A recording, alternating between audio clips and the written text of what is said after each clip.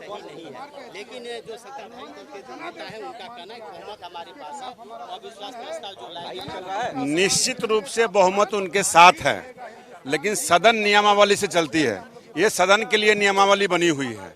इस नियमावली के विरुद्ध हम सब नहीं जा सकते हैं। और निश्चित रूप से मैं बताना चाहता हूं कि जो उन्होंने आवेदन दिया था अविश्वास का, वो बिल्कुल गलत था, जिसको उन्होंने खारिज किया है।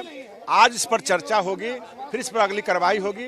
ये हम लोग नियमावली के तहत सदन को चलाना चाहते हैं, चलाते आए हैं। हमारे विधानसभा अध्यक्ष इस सही चीज को अच्छी तरह से जानते हैं। लेकिन अध्यक्ष अगर सदन में जाएंगे उनको रोका गया तब क्या कीजिए? देखिए, लोकतंत्र की अगर हत्या करना चाहते हैं, महागठबंधन के लोग हैं, तो ये तो उनका संस्कार है, उनका विचार है कि जो कोई अगर किसी विधायक को रोक दे, किसी अध्यक्ष को रोक दे, तो लोकतंत्र जो है कि हत्या करने वाले लोग हैं, हमेशा गला घोटने का काम किए हैं।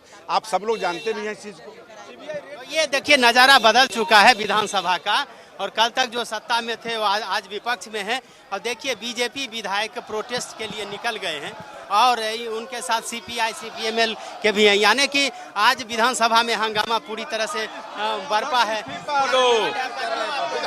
हम लोग अध्यक्ष के निर्लजता के खिलाफ कि अध्यक्ष को इस्तीफा देना चाहिए, क्योंकि उनके पक्ष में बहुमत नहीं है, लेकिन थेथराई के साथ अध्यक्ष टिके हुए हैं। इसलिए हम मांग कर रहे हैं कि विधानसभा अध्यक्ष को नैतिकता के तहत इस्तीफा दे देना चाहिए। विधानसभा अध्यक्ष का कहना है कि नियम के अनुकूल आपने अब इसमें नियम उम कुछ नहीं है। आप जानते हैं कि बहुमत में है विपक्षी सत्ता पक्ष, और इसलिए इसकी सम्मान करना चाहिए। वो गलत बोल रहे हैं, थेथराई कर रहे हैं, और इसलिए उनको इस्तीफा देना चाहिए। तो ये है राहुल विधानसभा का नजारा। इधर माले के विधायक हैं सड़क पर उतरे हुए, उधर बीजेपी के विधायक हुए हैं, यानी कि सत्ता पक्ष और विपक्ष दोनों आज सड़क पर है।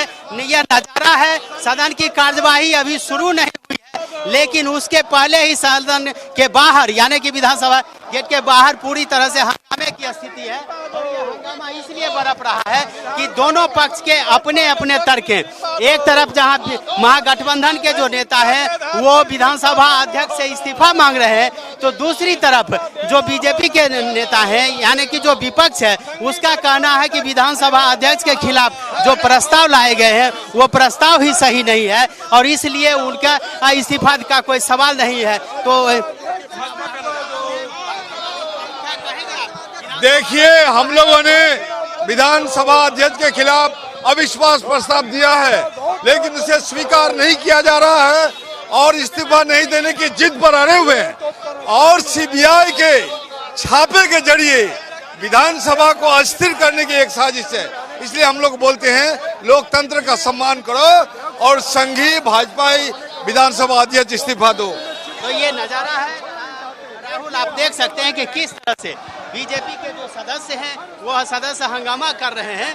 और यहाँ जो है तो उनका डिमांड है कि जो तिरंगे का अपमान हुआ है, यानी कि शिक्षकों पर जो लाठी चार्ज किया गया है, उस लाठी चार्ज के खिलाफ में ये प्रदर्शन कर रहे हैं। दूसरी तरफ है कि जो विधानसभा अध्यक्ष से इस्तीफा मांगने की बात की रही है उसको भी वो नियम के विपरीत बता रहे हैं, उसके भी खिलाफ है वो।